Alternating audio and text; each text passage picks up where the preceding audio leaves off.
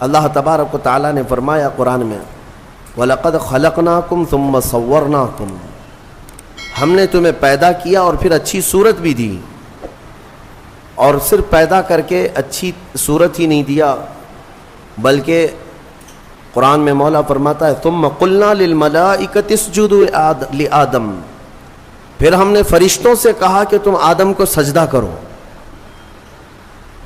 یہ تخلیق کی جو ابتدا ہے اس کے متعلق جو روایات ملتی ہیں تفاسیر میں، چند باتیں میں عرض کرتا ہوں۔ آدم علیہ الصلاۃ والتسلیم کو جب پیدا کرنا اللہ تبارک و تعالیٰ نے ارادہ فرمایا تو فرشتوں سے فرمایا، فرشتوں سے یوں کہا کہ میں زمین میں اپنا ایک نائب بنانا چاہتا ہوں، اپنا خلیفہ۔ اب اندازہ کریں انسان کو اللہ نے اپنا خلیفہ فرمایا، نائب کس بات کا؟ خلیفہ کیا ہوتا ہے؟ یعنی اللہ تبارک و تعالیٰ کے احکام کو زمین پر نافذ کرنے والا، اسی کو خلیفہ کہیں گے۔ خلیفہ کا مطلب وہ مت سمجھو آپ جو پیر صاحب کے خلیفہ ہوتے ہیں۔ اللہ تبارک و تعالیٰ کی رضا کے مطابق اس زمین پر زندگی گزارنے والا اور احکام الہیہ کو ہی نافذ کرنے والا وہ خلیفہ ہے زمین پر۔ تو فرشتوں سے جب اللہ نے یہ فرمایا تو فرشتوں نے کہا کہ اے رب تو ایسے کو اپنا خلیفہ بنائے گا جو زمین میں جانے کے بعد قتل و غارت کرے گا، خون ریزیاں کرے گا، فساد کرے گا؟ ہم تو تیری اچھی تسبیح کرتے ہیں، ہم تیری پاکی بولتے ہیں، تیری عبادت تو ہم پوری کرتے، تو انسان کو اپنا نائب اور خلیفہ کیسے بنائے گا؟ رب تبارک و تعالیٰ نے فرمایا انی اعلم ما لا تعلمون، جو میں جانتا ہوں وہ تم نہیں جانتے۔ یہاں سے کچھ باتیں سمجھ میں آتی ہیں۔ فرشتوں کو کیسے پتا تھا کہ زمین پہ جانے کے بعد یہ خون ریزی کرے گا، فساد کرے گا؟ لوگ تو رسول کے علم غیب کا انکار کرتے ہیں، وہ تو فرشتوں کی بات ہے۔ ابھی انسان کو بنایا بھی نہیں ہے، زمین پہ بھیجا بھی نہیں ہے، اس سے پہلے ہی فرشتے کہہ رہے ہیں کہ ایسے کو تو خلیفہ بنائے گا جو زمین میں جانے کے بعد فساد مچائے گا، قتل و خون ریزی کرے گا۔ صاف الفاظ ہیں قرآن پاک میں۔ میرے عزیزو، فرشتوں نے جنات کے حالات کو دیکھا تھا۔ پہلے جنات بنائے گئے تھے، زمین پر بھیجے گئے تھے، انہوں نے خوب فساد مچایا، یہاں خوب قتل خون ریزیاں کیں، پھر زمین سے انہیں جزیروں کی طرف بھگایا گیا۔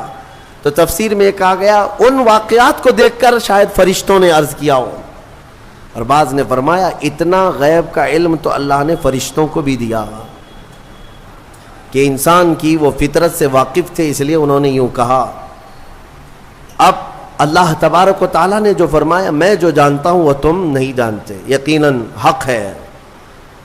پھر آدم علیہ السلام کو بنانے کا کام شروع ہوا۔ کیسے؟ فرمایا گیا زمین کی مختلف جگہوں کی مٹی اٹھانے کا حکم دیا گیا۔ زمین کی الگ الگ جگہ کی مٹی اٹھا لائیں۔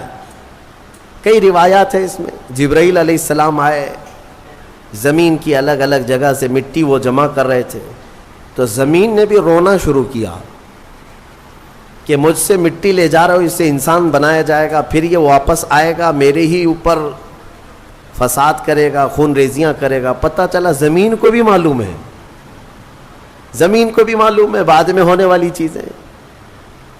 تو جب زمین نے رونا دھونا کیا تو یہ روایات بعض تفاسیر میں ہیں، میں صرف آپ کو اس کی صحت اور ضعف پر کلام نہیں کر رہا ہوں، عرض کر رہا ہوں۔ جبرائیل علیہ السلام واپس رب تعالیٰ کی بارگاہ میں آئے، عرض کیا کہ مجھے زمین پر بڑا ترس آیا، زمین پر بڑا رحم آیا، وہ مٹی چھوڑ آئے۔ اسی طرح کئی فرشتے آئے، میکائیل علیہ السلام، اسرافیل علیہ السلام، زمین کا وہی رونا دھونا تھا۔ پھر اسرائیل علیہ السلام آئے، جب زمین نے ان سے یہ کہا کہ کیوں اٹھا لے جاتے ہو، تو انہوں نے زمین کے رونے دھونے کا کچھ خیال نہیں کیا، وہ جگہ جگہ سے مٹی اٹھا لیا اور رب کی بارگاہ میں لے کر پہنچ گئے۔ مٹی لائی گئی مختلف جگہوں کی، اب اسے گوندھا گیا، مٹی کو گوندا گیا۔ وہ پانی کیا تھا وہ اللہ بہتر جانے، جنتی پانی تھا۔ مٹی کو جب گوندا گیا یہ پورا پروسیس قرآن میں بیان کیا گیا ہے اور بعض احادیث میں بھی ہے. گوند کر کے جب اس کو تیار کیا گیا، پورا ایک پتلا، ایک شکل بن گئی، تو اب اسے سکھایا گیا. قرآن میں یہ بھی فرماتا ہے رب تعالیٰ وَلَقَدْ خَلَقْنَا الْإِنسَانَ مِنْ صَلْصَالٍ كَالْفَخَّارِ، یعنی بجتی ہوئی مٹی جو ہوتی ہے نا، مٹکا جیسے ٹک ٹک آواز آئے، بجتی ہوئی مٹی سے ہم نے انسان کو بنایا. جب پورا پتلا تیار ہوا، پھر اس پر بارش برسائی گئی، اس پر 40 دن تک بارش برسائی گئی مضبوط کرنے کے لیے. اب اس پتلے پر جو بارش برسی اس کے بارے میں بزرگوں نے فرمایا 40 دن کی بارش میں 39 دن تک غم کی بارش ہوئی، 1 دن خوشی کی بارش ہوئی. اس لیے انسان کی زندگی میں غم زیادہ ہیں، خوشیاں کم ہیں. عید تو سال میں ایک ہی بار آتی ہے، خوشیاں کم ہیں، غم زیادہ ہے. تو یہ 40 دن کی بارش کے بعد اب جب اس پوری شکل کو اللہ تبارک و تعالیٰ نے ترتیب دیا.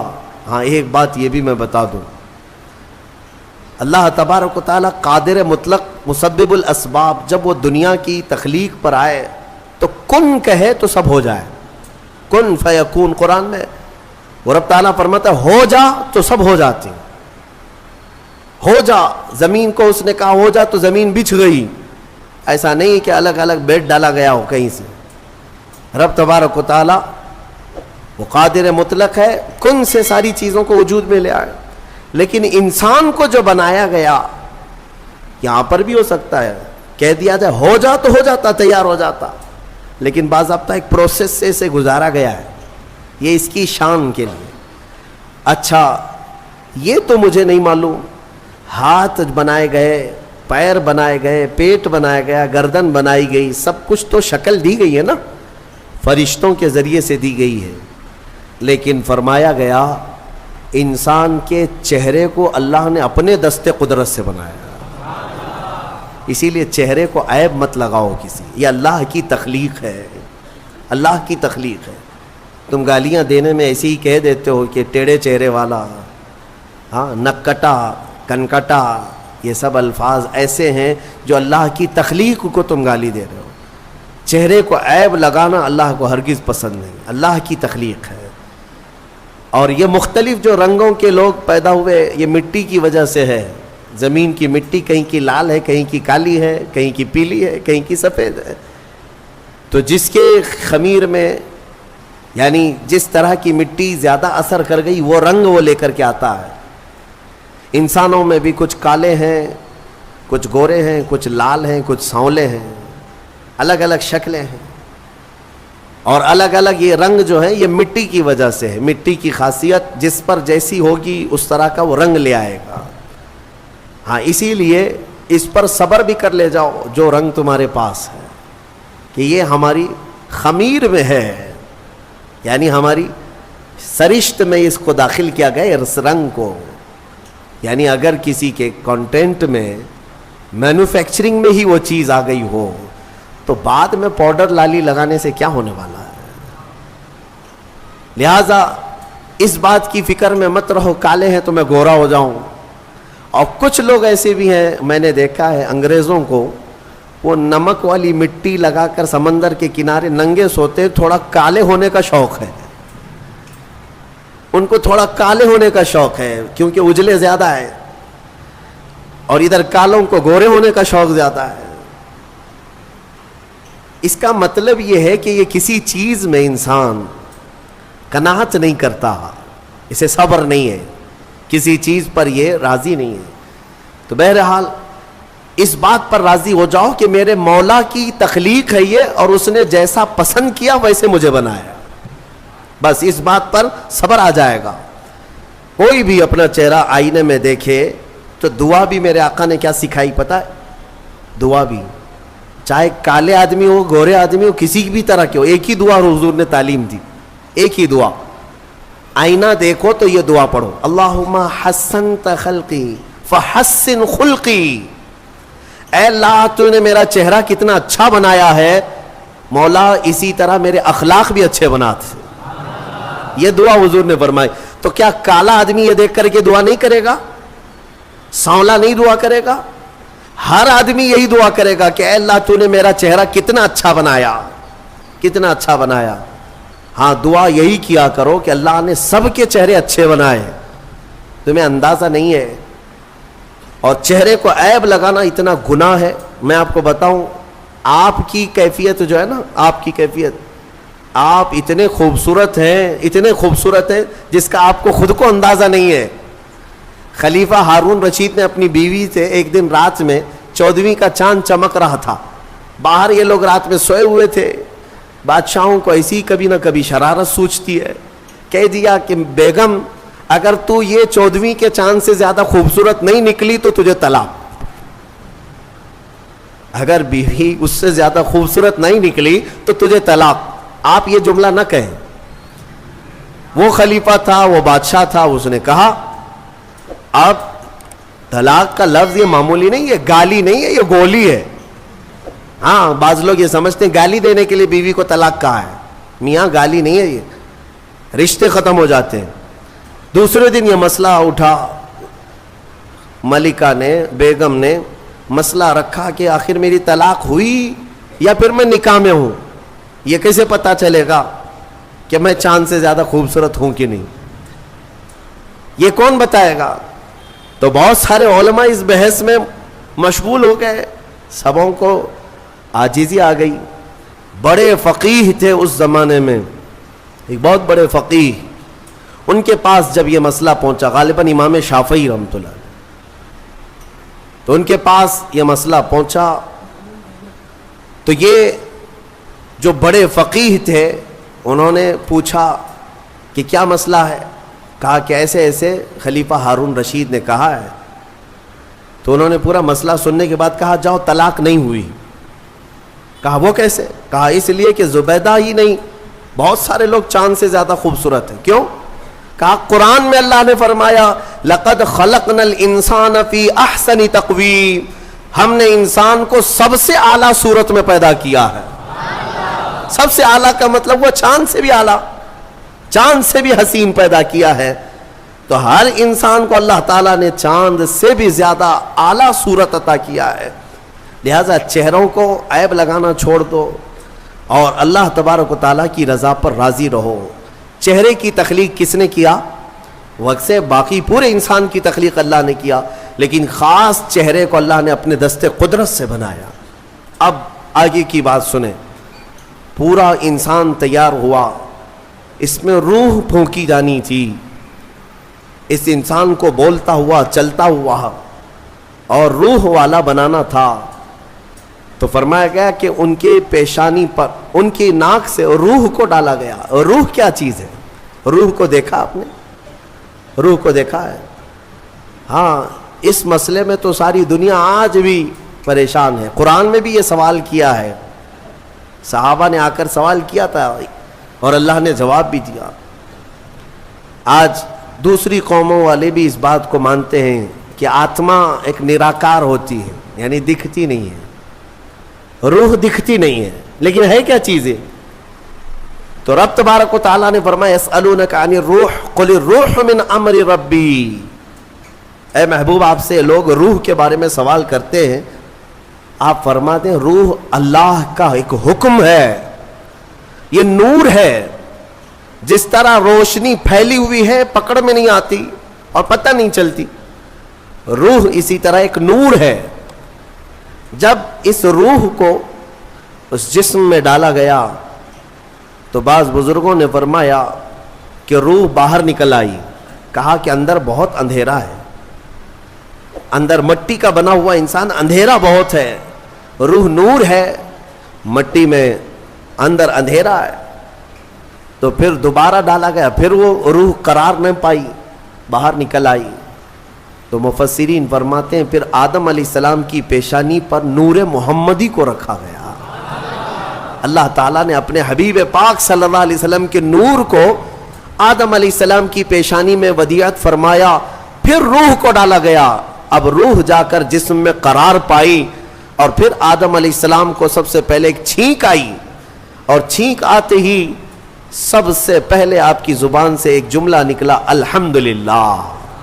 یہ انسان کی زبان سے نکلنے والا سب سے پہلا لفظ ہے. کیا ہے؟ الحمد. آج بھی چھینکتے ہیں تو ہم کیا کہتے ہیں؟ یہ آدم علیہ السلام کی زبان سے نکلنے والا پہلا جملہ. لیکن کمال تو دیکھیں، رب تعالیٰ نے اپنا آخری کلام قرآن اپنے حبیب پر اتارا بھی ہے تو اس کی ابتدا بھی کہاں سے فرمایا؟ الحمدللہ رب العالمین. قرآن کی ابتدا کہاں سے ہے؟ الحمدللہ سے ہے. تو انسان کو یہ بتانا ہے کہ اے بندے، تیری جو اصل ابتدا ہے وہ الحمدللہ سے ہے، جہاں قرآن ابتدا کر رہا ہے، اور قرآن کے ساتھ رہے گا تو حقیقی زندگی پائے گا. اب آدم علیہ السلام جب بیدار ہوئے تو اب سنیے اللہ تعالیٰ نے کیا کیا.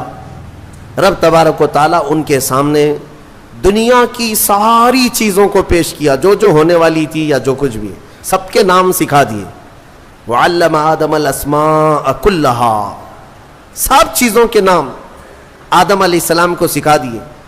درخت، پودا، پھل پھول، زمین، آسمان، چاند، تارے، سمندر، مچھلیاں، جنات، انسان، ہر ایک چیز کا نام.